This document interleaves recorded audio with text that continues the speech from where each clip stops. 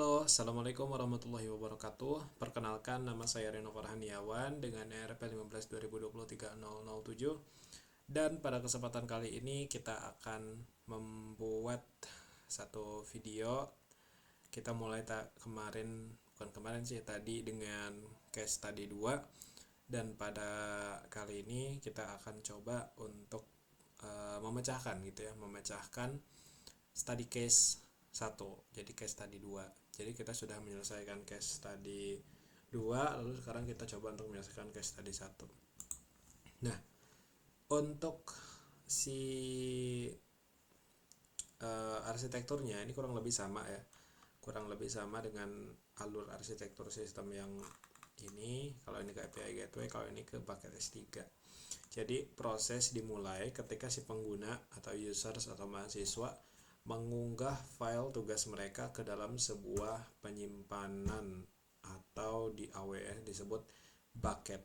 Nah, bucket ini digunakan untuk penyimpanan utama yang aman dan scalable untuk semua file PDF yang dikumpulkan. Nah, pemrosesan otomatis setiap kali ada file baru yang masuk ke S3, sebuah event secara otomatis memicu fungsi AWS Lambda. Lambda adalah pusat dari sistem ini dan bertugas sebagai otak yang nantinya menjalankan semua logika, termasuk membaca nama file yang baru diunggah, parsing juga nama file untuk mendapatkan metadata seperti NPM, nama siswa, dan judul tugas, lalu melakukan pengecekan duplikasi dengan membandingkan nama file di database, karena kita awalnya kalau ada tugas baru masuk ke notifikasi email, kalau ada duplikasi masuk juga ke notifikasi email dari case tadi 1 ya. Nah, setelah memproses nama filenya, si Lambda ini akan menyimpan metadata tugas ke dalam tabel Amazon DynamoDB.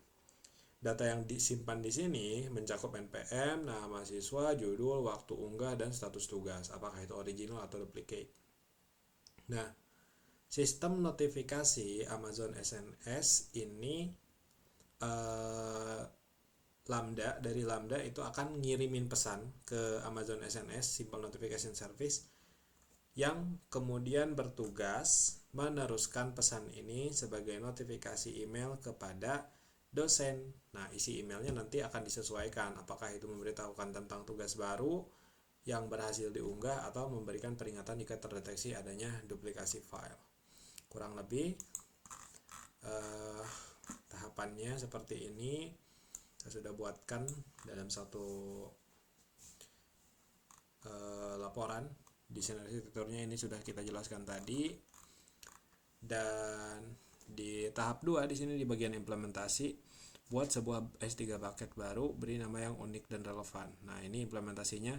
Pertama kita buat S3 bucket, ini harus unik seluruh dunia, nggak boleh ada yang sama. Lalu buat sebuah tabel di Amazon DynamoDB. Kita buat tabel assignment metadata di sini nih. Lalu konfigurasikan tabel tersebut dengan primary key yang sesuai. Nanti kita konfigurasikan di sini. Konfigurasikannya kunci partisi dengan nama file name, di sininya string gitu. Terus kita bagian kode logikanya di Pythonnya, nah ini nanti disesuaikan juga ya, dicari saja untuk ininya. Nah, ini NPM, nama siswa, judul tugasnya juga. Terus sampai ke peringatan plagiarisme, nanti akan dikirim notifikasinya ke email. Dan kita buat fungsi di AWS Console-nya. Nah, ini nanti untuk disimpan di kode AWS Console di Lambda. Nah, ketika fungsi sudah dibuat, maka ada kode contoh tadinya lambda function.py kalau tidak salah ya. Terus tempelkan kode Python yang tadi ada di atas dari atas, lalu klik tombol deploy untuk menyimpan. Nah, untuk menghubungkan semuanya, ini merupakan tahap terakhir juga, ada 3 tahap, ada ABC. Yang pertama buat topik dan subscription SNS. Buka SNS-nya, buat topik baru dengan tipe standar. Nah, di sini sudah kita contohkan. namanya kasih nama aja. Di sini saya kasih nama assignment notification, terus ada ARN juga, dan disimpan lah. Nah, di sini ada assignment notifications, terus langganan di sini buat aja protokolnya email, terus titik akhirnya endpointnya mau kemana. Kalau kita mau dikirim ke rainova05@gmail.com. Nah, di sini pasti nanti ada subscription confirmation supaya nanti kita bisa menerima email. Kalau seandainya tidak di-subscribe, nggak bakal ada masuk email itu ke kita, ke email kita. Nah, ini subscription confirm. Habis itu kita kembali ke halaman fungsi AWS Lambda-nya, proses student assignment, lalu klik tab configuration, dan di sana ada izin atau permission. Nah, di permission ini ada nama, nanti ada nama pengguna kalau tidak salah ya, role. Nanti diarahkan ke konsol IAM gitu. Jadi yang aksesnya nanti diatur di sini. Kalau di sini kita punya 3 policy, ditambahkan Amazon S3 read only access, karena si Lambda ini nanti hanya perlu baca info file dari S3-nya. Lalu Amazon DynamoDB full access, Amazon SNS full access. Di sini kita ada original yang dari sananya terkelola pelanggan tuh. Lalu di bagian C kita mengatur trigger S3-nya juga. Kembali di function overview ada klik plus add trigger.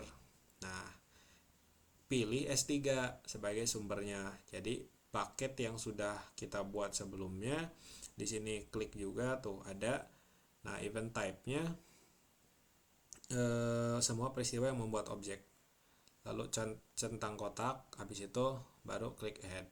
Setelah di add, kita konfigurasi variabel lingkungan atau environment variables. Masih di halaman Lambda, di configuration environment variables, klik edit dan tambahkan 2 variabel, DynamoDB table name dan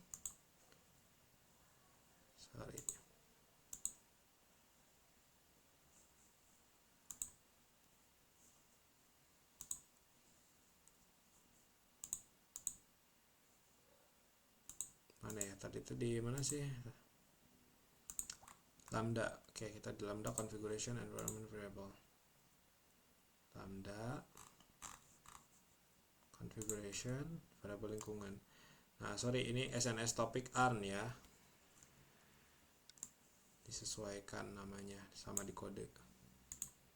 Soalnya kalau nggak gini ya takutnya nyambung. Sekalian ganti lah di sini.